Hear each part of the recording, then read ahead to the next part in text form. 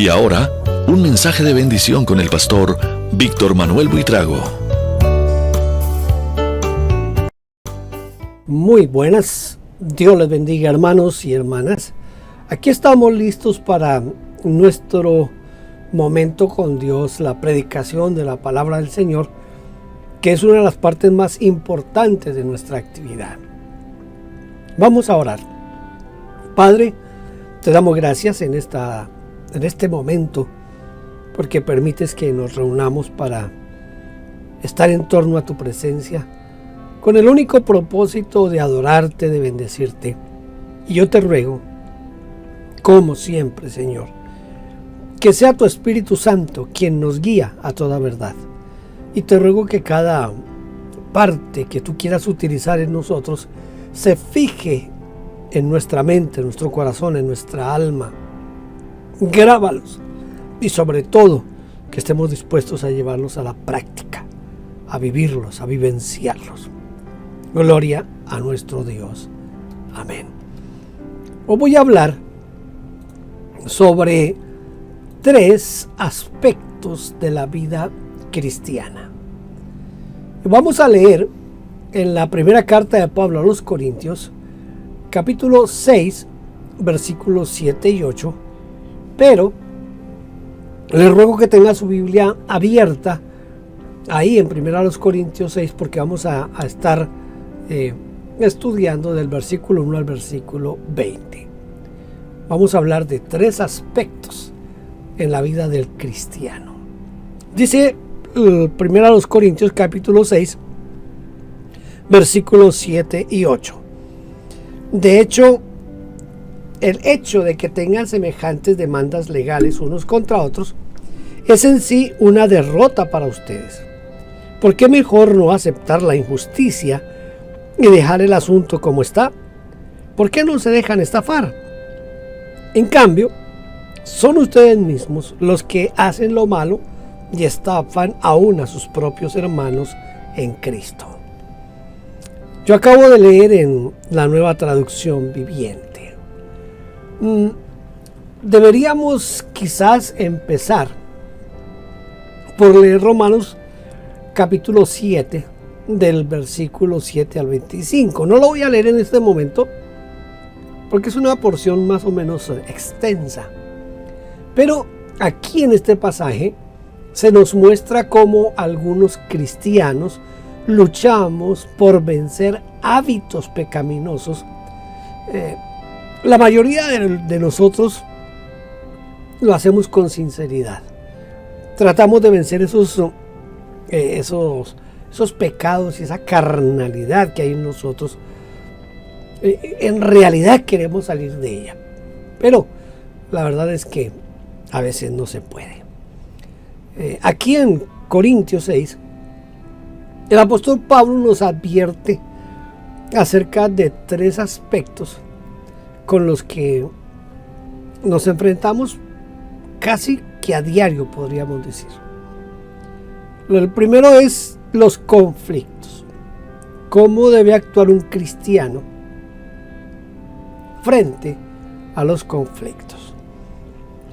Voy a leer versículo 1 al versículo 8. Dice: cuando uno de ustedes tiene un conflicto con otro creyente, ¿cómo se atreve a presentar una demanda y pedirle a un tribunal secular que decida sobre el asunto en lugar de llevarlo ante otros creyentes? ¿No se dan cuenta de que algún día nosotros los creyentes juzgaremos al mundo? Y dado que ustedes van a juzgar al mundo, ¿no son capaces de resolver esas pequeñas cuestiones entre ustedes? ¿No se dan cuenta de que juzgaremos a los ángeles? Así que deberían ser capaces de resolver los conflictos comunes y corrientes que pasan en esta vida. Si tienen conflictos legales acerca de tales asuntos, ¿por qué acuden a jueces que son de afuera y no son respetados por la iglesia? Digo esto para que se avergüencen.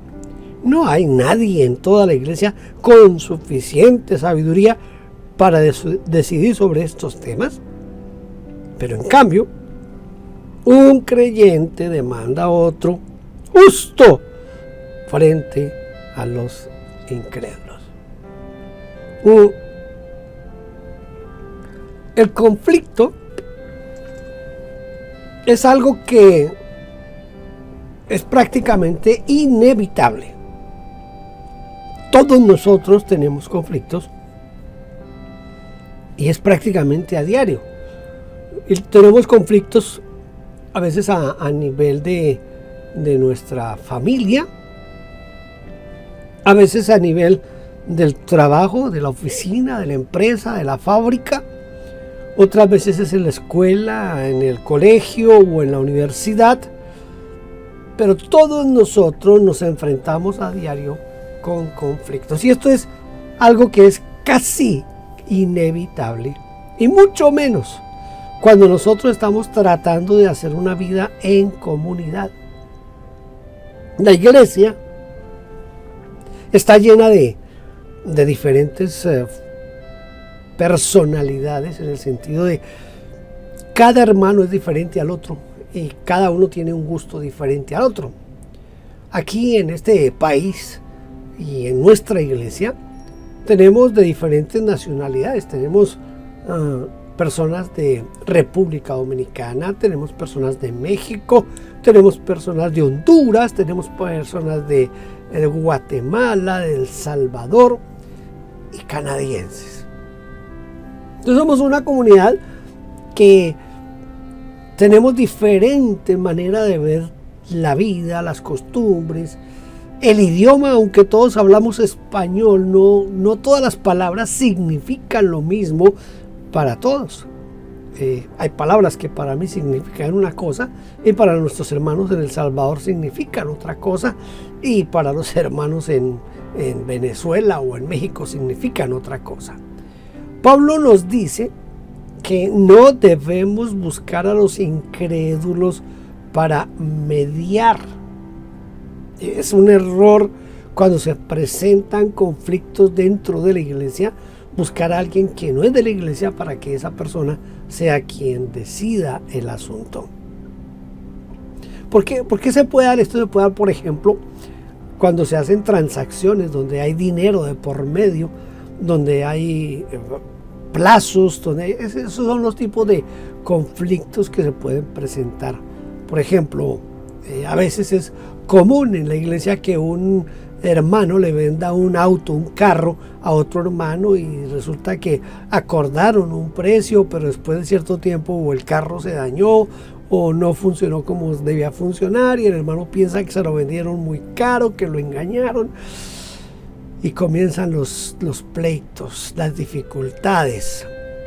Pablo nos dice, no busquen al incrédulo para arreglar eso, háganlo ustedes con los hermanos mismos de la iglesia, los cristianos. Escuche, a mí esto siempre me pone un poco como alerta, porque Pablo dice que nosotros vamos a juzgar. Dice, ¿no se dan cuenta de que algún día nosotros, los creyentes, juzgaremos al mundo?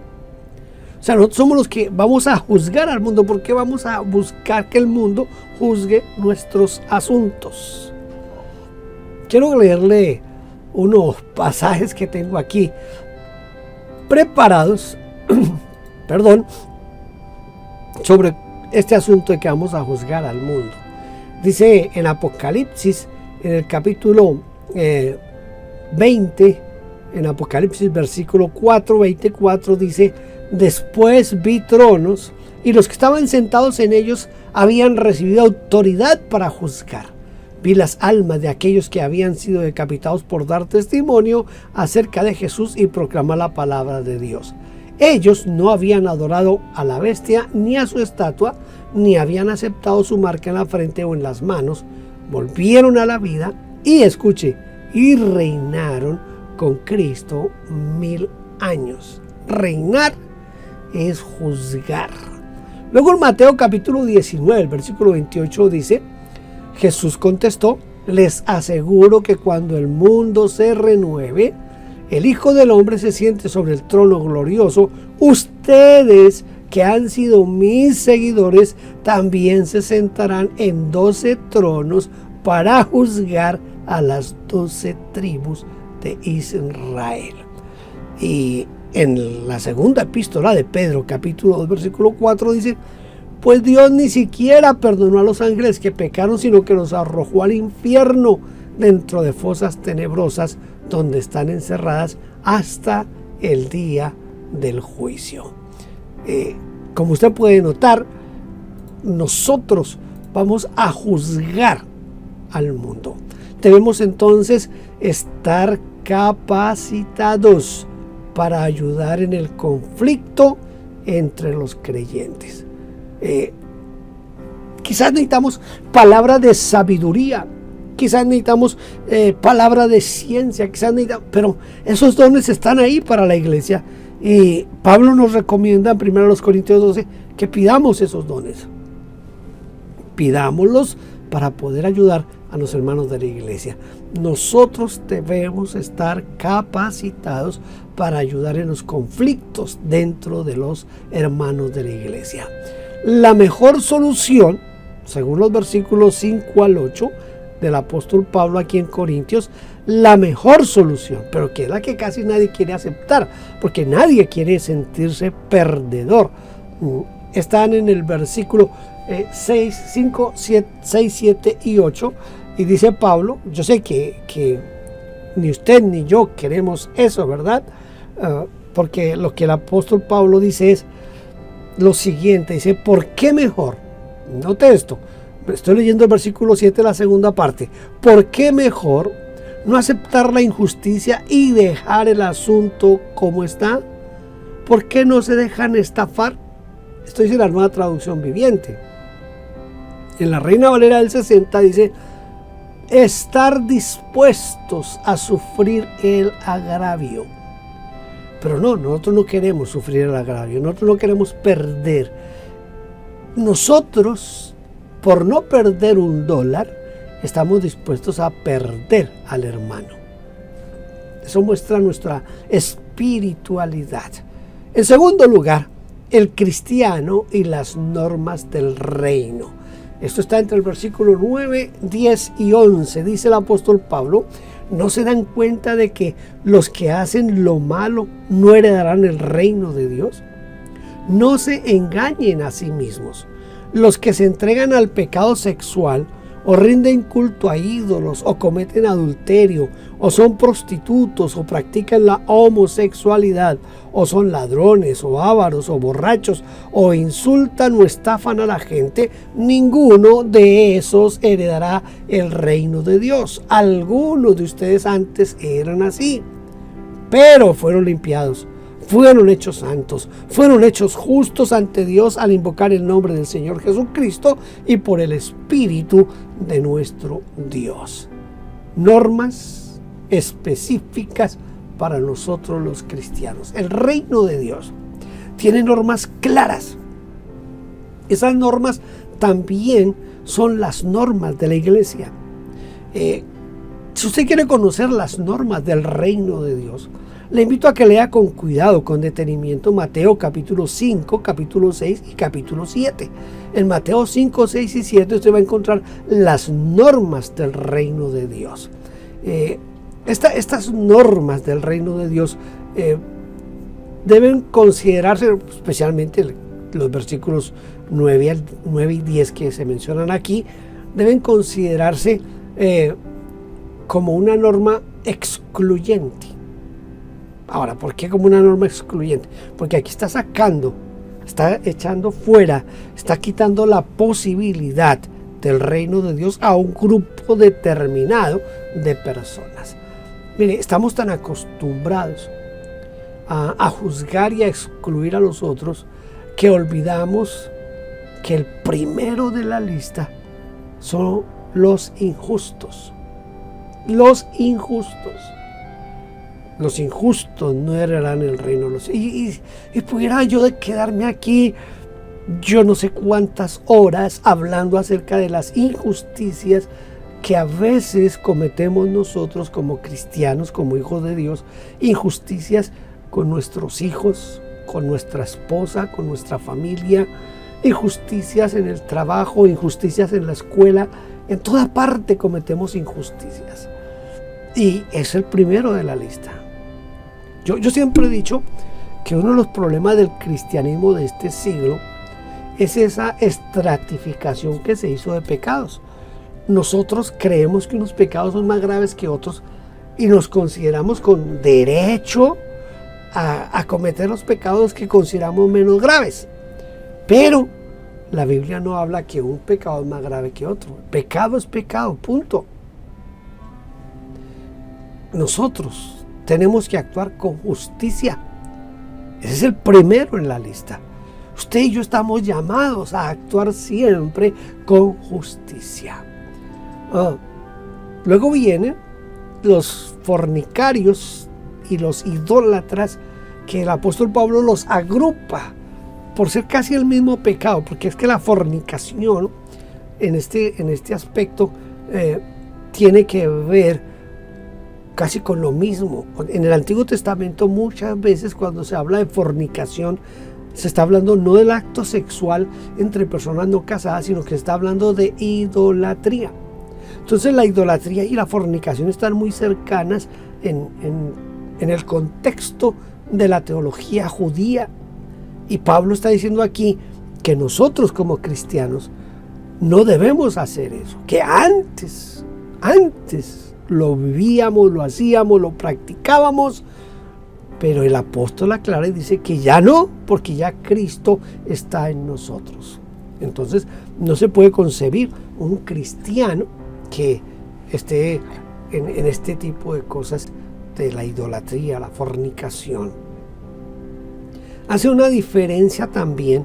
Esto puede causar, en este momento, puede causar un gran problema para mí, porque con esto de no hablar de la comunidad LGBTI y todas estas cosas, pero escúcheme, yo voy a decirle lo que dice la Biblia, y yo no me pongo en el lugar del juez acerca de la comunidad LGBTI, no, es la Biblia, es el Señor, es Dios quien lo hace. Y dice, porque Pablo hace aquí una diferencia bien clara entre el afeminado y el homosexual. El afeminado es esa persona, ese hombre que tiene movimientos, que cuando habla tiene un sonsonete especial ahí como tratando de ser mujer. Y hay muchos afeminados, muchos que no son homosexuales. Y hay muchos homosexuales que no tienen pero ni esto de afeminados. Son levantapesas, usan una tremenda barba, una voz gruesa, se ven como rudos, pero son homosexuales. Entonces hay homosexuales que no son afeminados, hay afeminados que no son homosexuales. Pero Pablo los pone a los dos en el mismo lugar de que quedan excluidos del reino de Dios, del reino de los cielos, tanto el homosexual como el afeminado. Ninguno de los dos podrá entrar en el reino de los cielos. Esta lista es una lista un poco complicada porque la iglesia de hoy ha cambiado tanto en este aspecto que hoy se aceptan ministros homosexuales.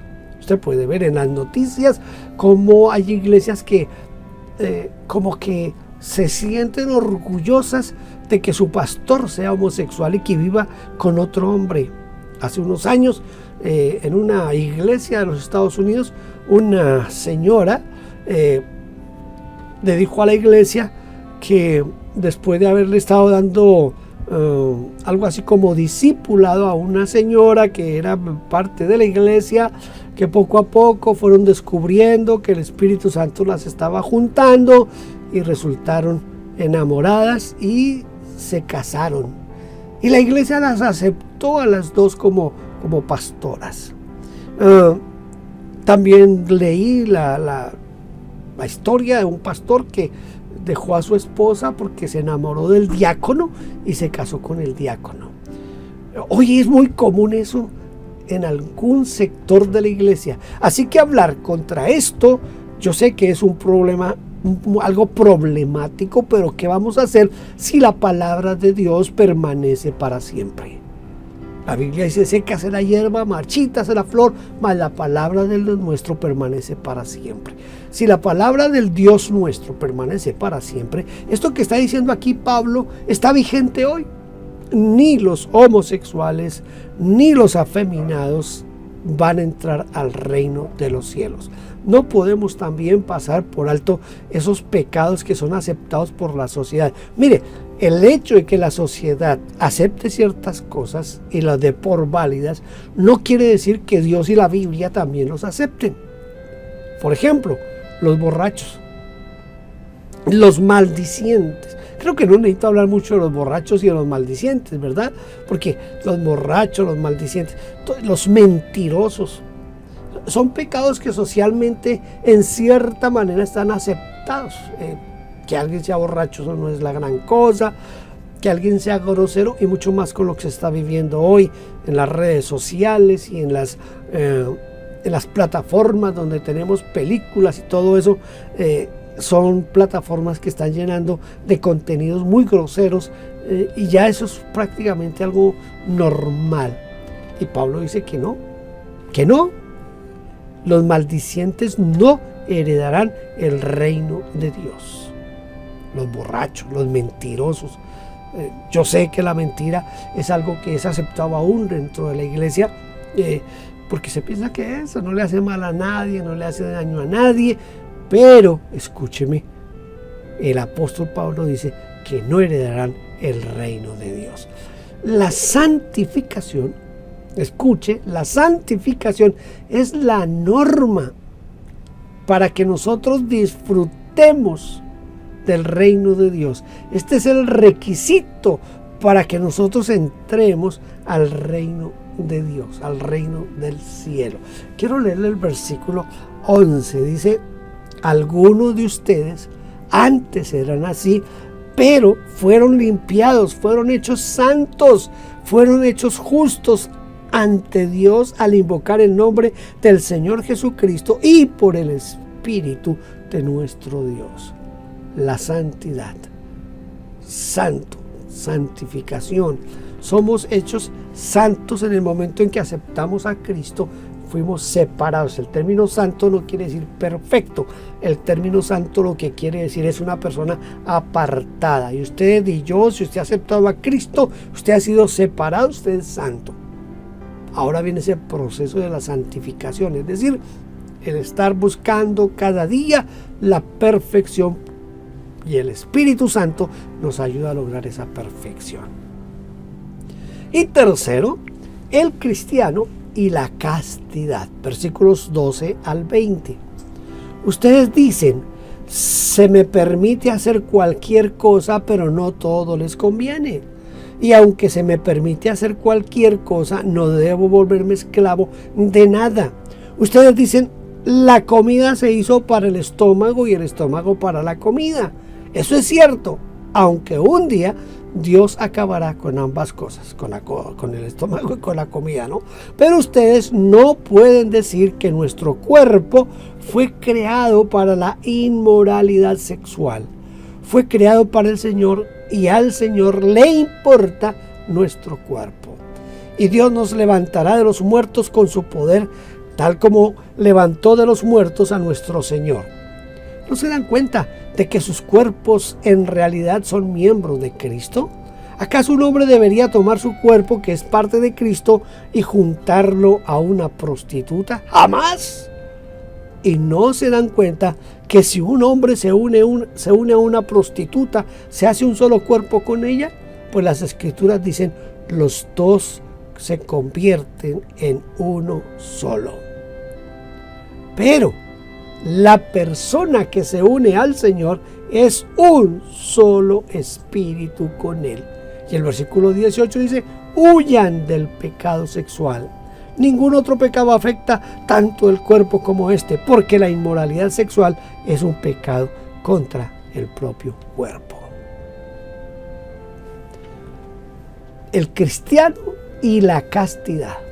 Mire, la templanza y el autogobierno son necesarios en nuestra vida. Los griegos creían que lo importante era el alma, que el cuerpo no tenía parte en la salvación. O sea, el cuerpo eso se va a volver gusano, eso se va a volver tierra, eso se va a volver polvo, ese no tiene nada que ver allí, en eso. Entonces el alma, el espíritu era lo que importaba para los griegos. Ellos tenían sacerdotisas que eran prostitutas, por eso el sexo era parte de los rituales religiosos. Entonces por eso ellos no le veían problema a tener sexo con prostitutas y eran parte inclusive de la liturgia dentro del culto griego, de lo que hacían los griegos. Recuerde que Corinto estaba influenciado por la cultura griega, y por eso Pablo está advirtiendo aquí que nosotros como hijos de Dios no podemos en ningún momento presentar nuestros cuerpos para la fornicación, y menos para unirlos a una ramera, y mucho menos pensar en que yo voy a unirme con una ramera y de esta manera voy a rendir culto a Dios. No, señor. Y Pablo dice lo siguiente, que hay que ponerle cierta atención, porque hay frases que Pablo utiliza que no son como tan comunes, que no les ponemos la atención que necesitan. Dice, así como el estómago existe para digerir la comida, los genitales están destinados a experiencias sexuales. Eso era lo que decían los griegos. Los griegos decían eso. Mire, el griego decía, mi estómago está para la comida. ¿Para qué tengo los genitales? Para disfrutar el sexo, ¿verdad?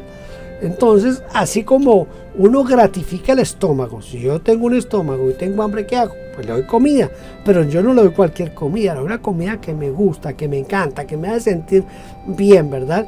Entonces, al igual, puedo hacerlo con mis genitales. Esta filosofía griega era la que estaba como imponiéndose en la iglesia en Corinto, y por eso el apóstol Pablo tiene que decir, eso es lo que ustedes piensan, pero el estómago, sí, el estómago tiene una función y los alimentos tienen una función, pero el uno y el otro Dios los va a destruir un día. Y uno no puede escudarse en eso para dar rienda suelta a los apetitos sexuales. Lo que Pablo está diciendo aquí es que el cristiano tiene que aprender a tener en su vida un autogobierno, templanza, autogobierno. Los cristianos no podemos olvidar, escucha, esto es muy importante, nosotros no podemos olvidar que nuestro cuerpo es el cuerpo de Cristo. Nuestro cuerpo es templo del Espíritu Santo. Y no, déjeme hacer aquí como un paréntesis, un corolario acerca de esto. No es solamente la parte sexual, porque es el cuerpo, es el templo del Espíritu. Tengo que pensar también en cosas que pueden afectar mi cuerpo, como comer en una forma desordenada, no tener cuidado con cómo me alimento, no hacer ejercicio, no dormir bien. Todo eso tiene que ver con el cuerpo, ¿verdad? Yo tengo que cuidar mi cuerpo, pero tampoco llegar al extremo de por cuidar mi cuerpo dejar a un lado mis obligaciones espirituales. No, y no rendir culto al cuerpo. Todo tiene que hacerse en una medida y tenemos que aprender a hacer todo con templanza. Los cristianos no podemos olvidar entonces que nuestro cuerpo es el cuerpo de Cristo. Ahora, Pablo lo lleva aquí a una cuestión que hay que meditarla. Yo sé que es un poco complicado encontrar cristianos hoy que les guste la prostitución, es decir, que vayan a estar con prostitutas, o hermanas que quieran estar con prostitutos. Yo sé que esos, aunque no faltarían los que por ahí estén haciendo eso. De pronto yo tengo una mente muy sana y no tengo esa malicia, pero Pablo dice lo siguiente, que usted y yo tenemos que recordar que este cuerpo es el cuerpo de Cristo, y que por ser el cuerpo de Cristo yo no lo puedo unir a una prostituta. Entonces la unión sexual tiene un significado profundo que nosotros a veces olvidamos y desconocemos. Ese significado profundo es que cuando yo me uno sexualmente a otra persona, somos un cuerpo con esa persona.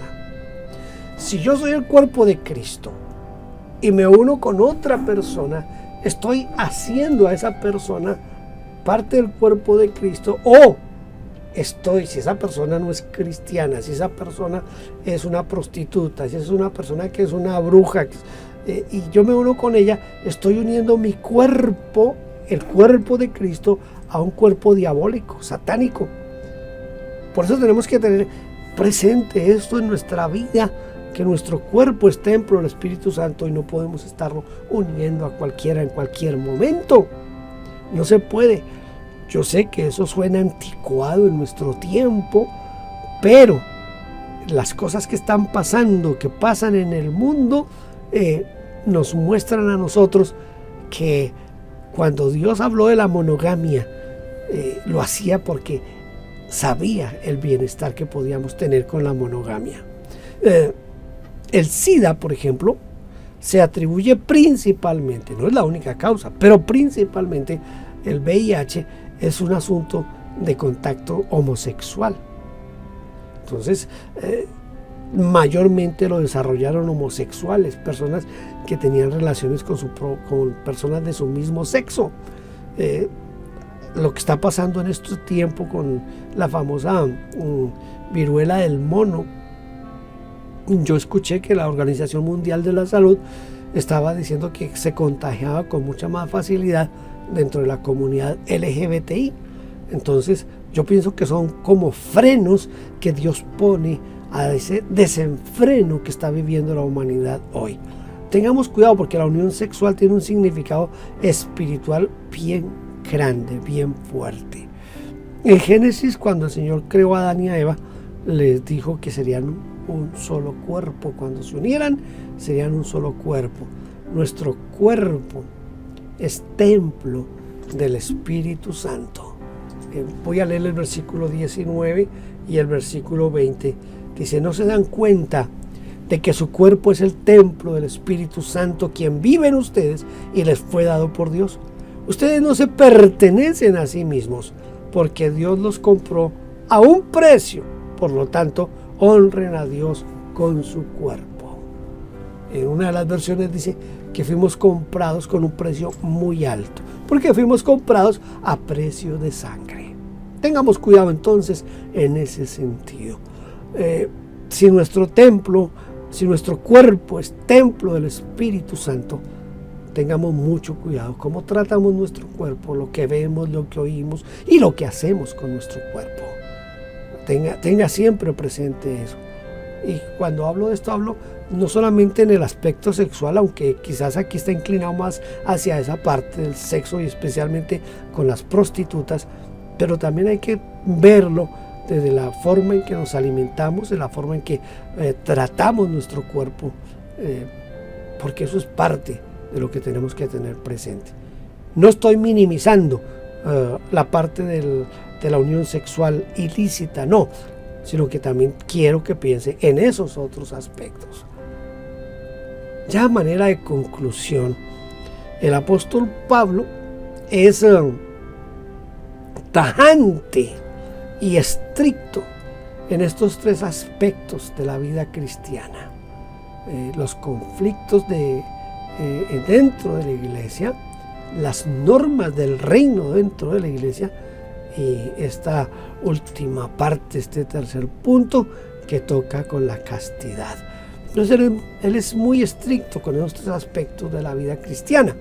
Es muy posible que usted ya haya sido liberado de todo cuanto se menciona aquí, es decir, del sexo ilícito, las borracheras, los pleitos, las maledicencias, la brujería, la hechicería, todo. Puede ser que usted haya sido liberado de todo eso, pero también es muy posible que usted esté luchando y esté luchando sinceramente por liberarse de alguno de estos pecados.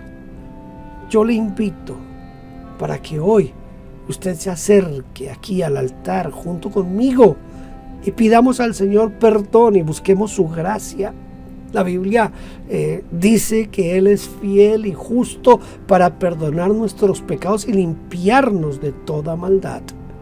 Así que yo le invito para que venga aquí al frente conmigo y vamos a orar juntos y vamos a pedirle al Señor que nos libere. Padre, ahora yo te doy gracias en este momento por esta oportunidad que tú nos das de acercarnos a ti, sabiendo que tu sangre preciosa nos limpia de todo pecado. Yo te ruego por mis hermanos que están luchando con dificultades, con problemas, que tú, Señor, los ayude, ya sea que tengan conflictos con los hermanos, ya sea que tengan problemas con sexo, con adulterios, con fornicaciones, con idolatrías, con homosexualidad, con mentira, no importa con lo que estén luchando. Te ruego, te suplico en este momento que nos des la fuerza, el poder del Espíritu para vencer y salir adelante. Gracias, Señor. Yo te alabo y te bendigo en el nombre de Cristo Jesús. Amén. Amén. Hermanos, Dios les bendiga. Espero que podamos seguirnos reuniendo y seguir alabando y glorificando al Señor juntos. Bendiciones en todo en este día.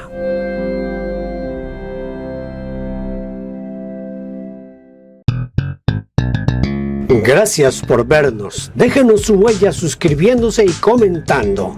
No olvide tocar la campanita y compartir. Dios le bendiga.